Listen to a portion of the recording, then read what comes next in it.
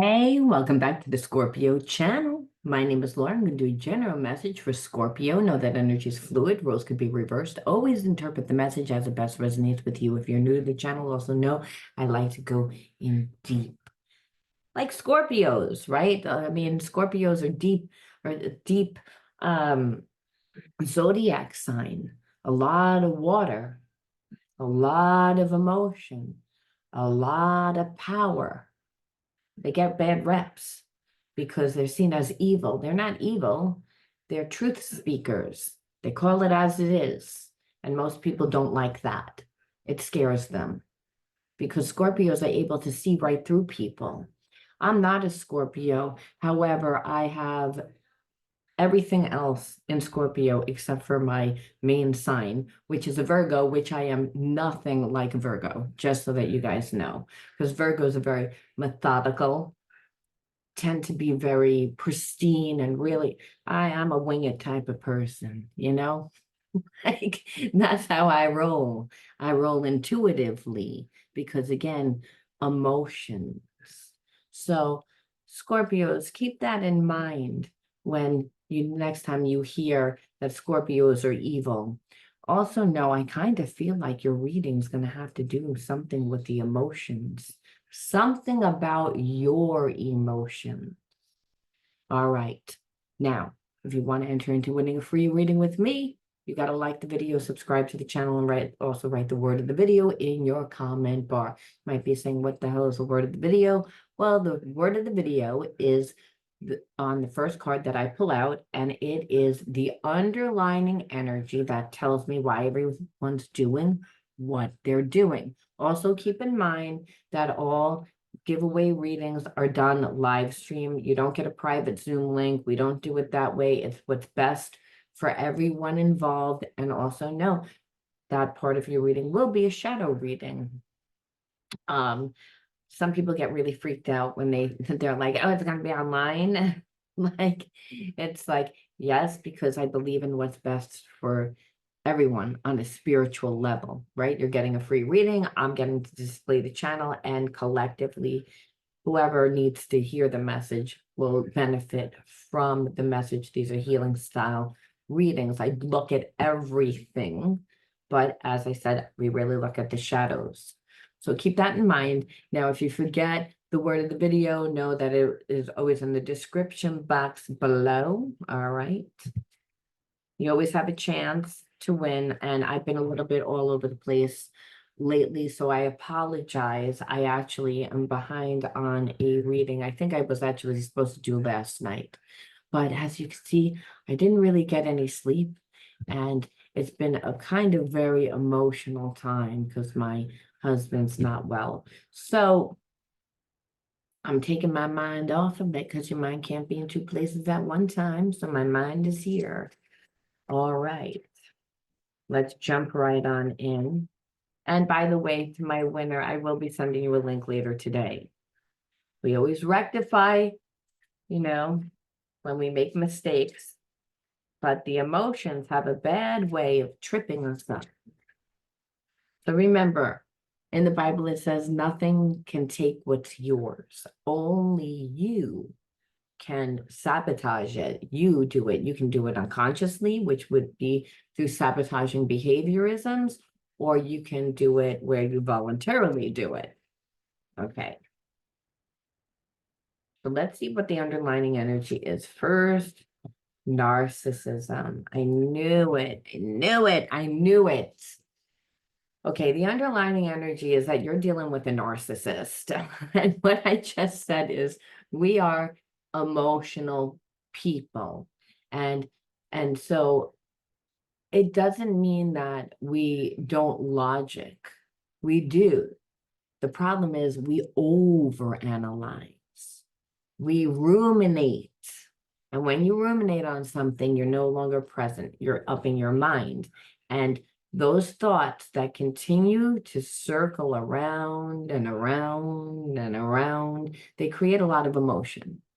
And so what happens is that you're not present, and also your mood is off. And people can feel that. And understand it's always these big opportunities that come at the most crazy ass times, right? It's always at the times when something's about to happen for you, right? So I kind of feel like you've been in separation with a narcissist and they are wanting a way back into your life. You may say, well, I get a lot of, why do I have to pay for the karma? So I want to address this also. It's it's first of all, we voluntarily are born into families. We don't know the exact people that we're going to get, but we agree to learn certain karmic themes while we're down here in physical form. And again, the whole point of being down here in physical form is to evolve into the highest state of consciousness, which is unconditional love. And that's, again, the energy of God. And that's because from theory, if you're Catholic, again, and this isn't for all, but again, from the Catholic faith, it's because when Adam and Eve ate from the tree of knowledge, it was like we then are descendants of Adam and Eve. And so we had to come down to a physical plane to learn that we're not separate from God, because when the serpent came by, the serpent said, you're not going to die from eating that apple. What's going to happen is you become more like God. You become like God, and God doesn't want you to be like that, which was true. But again, it was taken out of the wrong context, like many lies. Many lies have truth in them. It's just they're presented to us in a certain way. So Eve got tricked and then tricked Adam, and so and then here we are. We're all descendants, and we all have to learn, and we learn through pain and suffering, unfortunately, because the tree of life taught not just good, like the Garden of Eden, but it also taught bad. So here we are, and we again are born into families that teach us that love is pain. We're taught from society that we're not good enough, that we don't have enough. And so we have to unlearn. And we unfortunately, again, learn through going through the experience. So we get narcissists. We might be born into a family that has a parent that's a narcissist. For some of you Scorpios, again, this is a general message. And so it's familiar. If you never got love, you would not really know what it looked like, and you would settle for less. And this is how people that are narcissists are able to read. Narcissists are empaths too.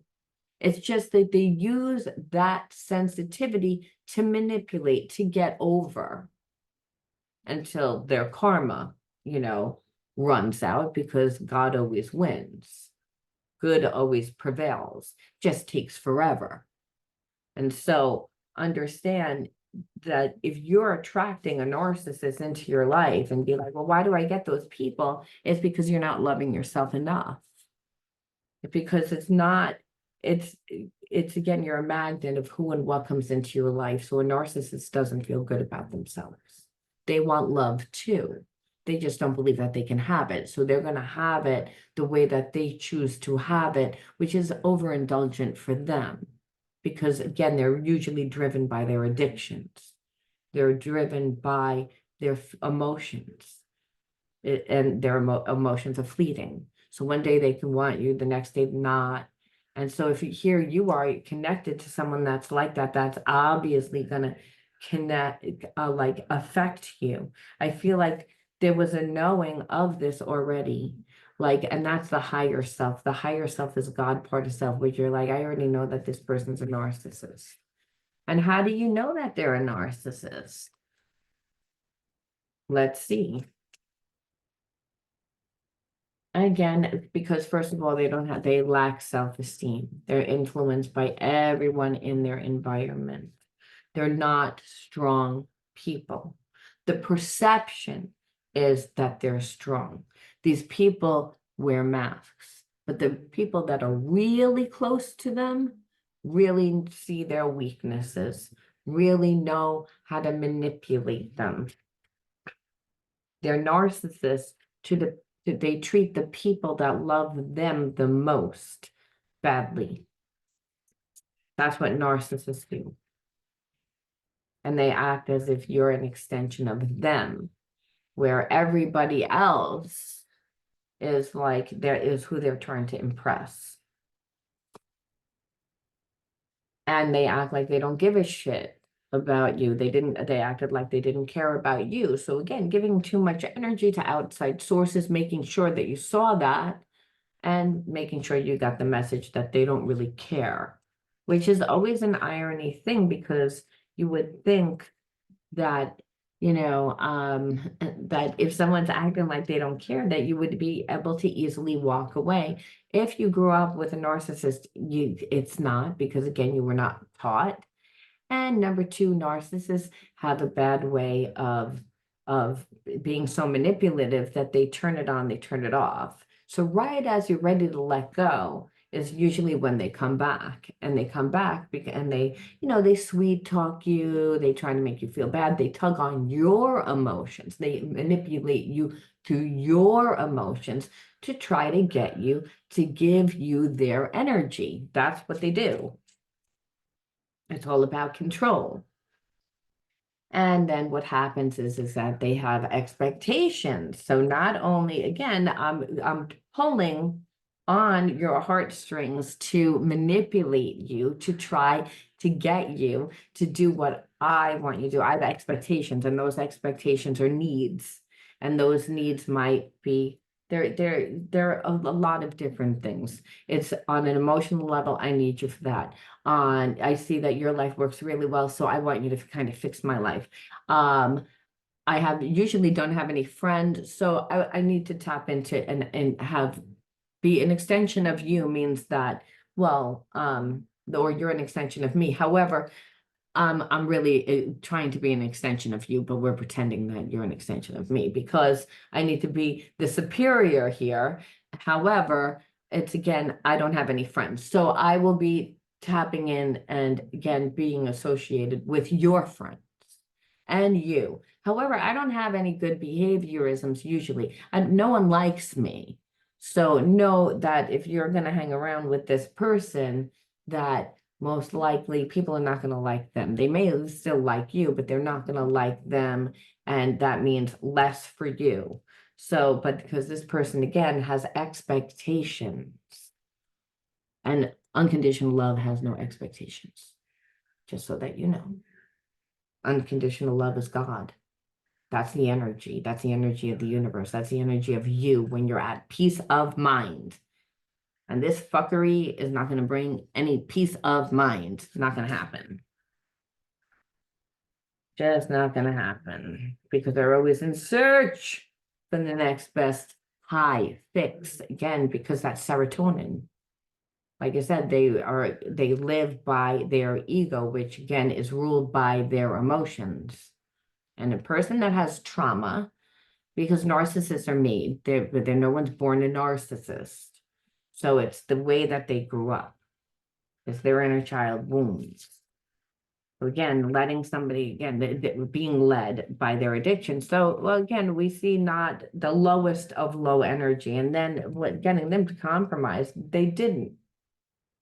Dealing with them gives you a lot of anxiety, because they don't know how to communicate. They won't communicate. They're self-righteous. And then meanwhile, they're the ones that continue to betray. I mean, we don't really even need to look at the triggers, but understand that living in an environment creates behaviorisms. I mean, you get sick from living in an environment like this. Enough. And that's what happened, why you walked away to begin with, because you were like, I had enough. It's not that I don't love this person, it's they don't love themselves. And really, they don't really ever let you in. They're always scheming. But now I feel like I said, they're in a place where they're haunted. For a long time, they were in denial, because they didn't want you to confront them. It was better that, they know all about their reckless behavior. It was better for them to come across as if they were unaware and more like rebellious, or again, take on these other personas than actually look at their shit. I feel like, narcissists' life, you know, they live in cycles. So what'll happen is they'll be 7 year cycle. So maybe for 7 years their life will be good, and then all of a sudden they'll go into a cycle where it's bad. And it's because for the 7 years, instead of them appreciating what they had, they usually took advantage. Their self-indulgent behavior of using people again for what they perceive catches up to them. And so they have to dig their way out of the hole, little fucking like a rat. I feel like, to get out, and then they weasel on by to somebody that they had a connection with. But they'll act like they're unaware. And I feel like for you, you're like, I got tired of you like ignoring me. I got tired of you. It's like you're acting haunted now because you're in a bad place, or because the last relationship didn't work out, or because whatever the fuck you were doing didn't work out. So here you are back here. And again, it's like reckless, because you don't care about anyone except for yourself. And like that's very triggering. And you can't be in a relationship, like I said, with someone that is in denial. They don't want to even talk about what they did. They're just back. And you should just be happy that I'm back. Like the king. The king is back. That's what this it's like. Like they're doing you a favor. And so that's kind of like the trigger. And that's been the trigger with this person. They come in, they come out, they come in, they take, and even if they didn't come in and out, they would be there and still not be there, like emotionally checked out, like nothing fulfills them. Again, they're run by their addictions. They're never just settled. They're never like just satisfied. They'll act satisfied for a certain amount of time to get what they want. But it's again, like like there's always somebody else. And it might not even be an ex. There just is always somebody else that you feel like is on the wing, which again is there, but not. Even if there are these superficial relationships, remember, you're one person. And if you're cooking and you're cleaning and you're, again, playing the role of what a narcissist wants you to play, which is usually their everything, or, parts of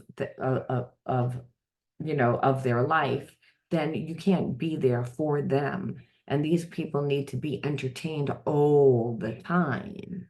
They need to be like the center of attention all the time. So if you get attention, that would trigger them. That's number one.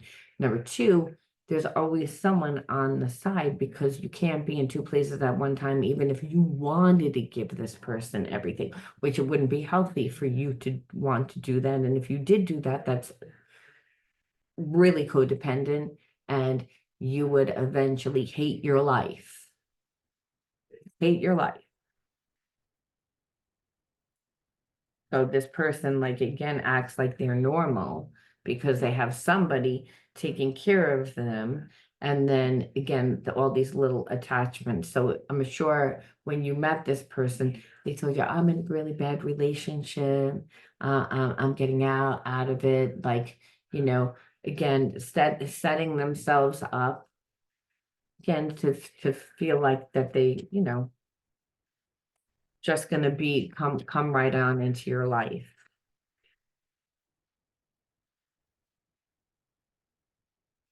And then, but the thing is, it's like you also triggered because you're like, okay, then after a while, emotionally, you're just completely not giving to me, and you're treating me so horribly that I just didn't even want to like be with you after a while. So I feel like in the beginning, this was a real karmic connection, so a real spiritual connection. And so there is a lot of chemistry. it is usually led by like that passion. This passion helps transmute spiritual wounds if the person did their healing and was evolved and did whatever, they would be able to. But because they're not, it's like there's like almost like an overabundance worth of this fire energy where it's very addictive energy where I feel like this person has like like trades one addiction for another. So if they're not like having sex with the multiple people, they're eating a lot or they're drinking a lot or and that's because again, they always need to be fulfilled. And that's the issue. So let me pull like two more, like just crushed. It's like I feel like this person is gonna again come back and they're going to like again act like they're so upset that the connection with you didn't work out, that they were in a really bad place, that they're in a bad place right now. It's like, and they kind of know that it is kind of like reaching, but they're hoping that you like see that they're really like sorry and that you'll be tempted, that you won't have the heart to like neglect them because they want you to forgive them. It's not that again, this person like it's like I said, it's like in their mind, I'm sure that they I'm sure that they have feelings. It's not that they don't, but it's that this person needs so much healing that they would never be able to give you what you want. See, and like I said, they can feel that you're distant right now. And they also know that you're not just going to let them back in. They know that. Again, that's going to be rocky. But part of them, being that you were like really true, really like loyal, really like honest and soft. Like there's a softness to you. There's a kindness to you. Which is again, it is empath energy. When the empath hasn't gotten hurt yet, that energy's gone. This person feels lost. Because remember, narcissists are not strong. When you meet them, however, you perceive that they're strong because you may be like, is this person not strong? You may meet them where they're in their work environment and they do well in their work and they lead with that. They lead with whatever they're confident in. So they might not even have a job, but they have a ton of friends and they're the life of the party and everybody goes. So again, and they have a sense of humor, so they lead with that and they charm you. And then you find out who they are. They lead with, it's part of how they strategize. The narcissist doesn't feel safe enough to really be vulnerable. That's really what the issue is. And what they're feeling is that you're not going to be vulnerable. And I think that scares the shit out of them because it's like they thought that you were always going to be there. And what they're seeing is it's like they're so mortified at their behavior, which again is a typical narcissist. Again, they'll act and they're real. It's just they don't last. It doesn't last. And that's why it's very important to allow a narcissist to get their karma, where a lot of people don't. They charm their way into somebody else's life. So it's very important because, like you said, this person seems to never get again, like they're going to be like, oh, you're the love of my life. And I knew it. I knew it. So this is why you have to be careful. You have to be careful. It's like, again, like don't let fear get in the way. Like it's again, they already know. So there's a sense of, which is why they're nervous. So expect this person to come back into your life. But I feel like for whatever reason, things are going to happen for you right now. Like it's a crucial time. Let me just want to also, well, again, yeah, look, threat. Okay. threats. Like, and that's why I'm saying it's like, I just kind of feel like this person is seeing things are happening for you. And there again, you walked away from them. So again, fine line between love and hate. So they may say, no, I walked away from them, but the point is that you weren't devastated. You acted like it wasn't a big deal. You disengaged from them, which is because they expected you to run after them. They expected you to chase. And now on top of it, you look like you're having things happen in your life or about to happen. So you may be up for a promotion. You may be, again, going on a trip. You may be just starting a new relationship. There's something where you are detaching your energy, and this person, like I said, can feel it. And this is why I'm like, oh, this person wants to like all of a sudden come back. Yeah, because they're jealous. And that's what I'm telling you. That's what I'm telling you. It's like narcissists, you'd be like, how does the narcissist love me, hate me, they're jealous for me, but then they're going to come to me sad because they're not emotionally intelligent. There's someone that will not tap into their intuition, their higher self. They're in their ego, and their ego is wounded. So this person is more run by their addictions. And when you're run by your addictions, you're run by your emotions. And if things are happening for you, it's like, then you're going to leave me behind. One thing, if your life was shitty and you left me behind, then I could lie and, pretend that it wasn't all that. That's this person on Monday, on Tuesday, it's, well, then I would be sad that you got something and left me behind.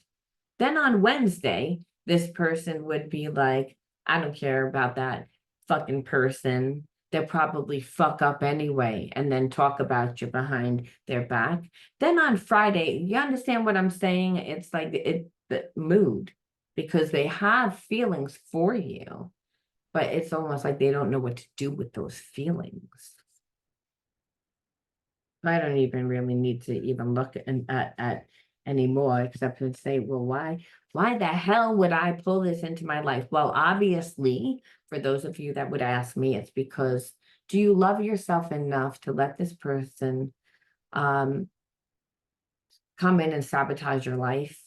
Like, do you love yourself that much? Which would mean, like, do you love yourself that small? Because again, that narcissist doesn't love themselves. But if you've been working on yourself, it means that you actually do love yourself. And so again, this person has severe wounds. They need healing.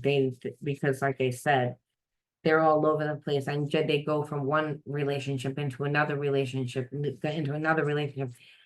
Everybody picks up where the last person left off. So again, inner authority, I feel like you've always had that.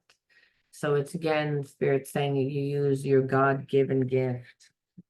This fell out, so we're going to organize chaos. So you're someone that is used of being the fixer, being the healer. And where God says you tend to give too much. So now you can't, because things are happening. Are you going to love yourself? Are you going to choose yourself, or are you going to let your emotions dictate your life? Because we don't want to create organized chaos. That's not what we want to do here. Being around with the narcissist, first of all, you can use your imagination for good or bad. If you're around a narcissist, you'd be constantly imagining only the worst. This person will do that to you too. They'll continually put monkey wrenches into your thing, because again, they don't love themselves. And so use your imagination to create, to find yourself. Again, the kingdom of heaven's inside of you. If you can imagine it, you can create it. The last thing you want is to have to be trying to create something and constantly look over your shoulder, so that you're so emotional that this person has more control than you have control. over whatever you're trying to do, because that's normally what they do. It's like, I make you feel insecure. I make you feel as if you're not doing it right. I make you feel as if I'm better, I'm stronger, I'm smarter, I'm wiser. And if you don't listen to me, I will emotionally manipulate you to making you feel like you're bad, you're wrong. I'll shame you. It's again, that's what narcissism is. I'm using your emotions against you to manipulate you, to give you, so you give me what I want out of you, that keeps you in a place of feeling bad about yourself and elevates me. And then eventually I get bored of you because you become tired or sick or something happens or you need me for something. And I'm not going to show up because I don't show up.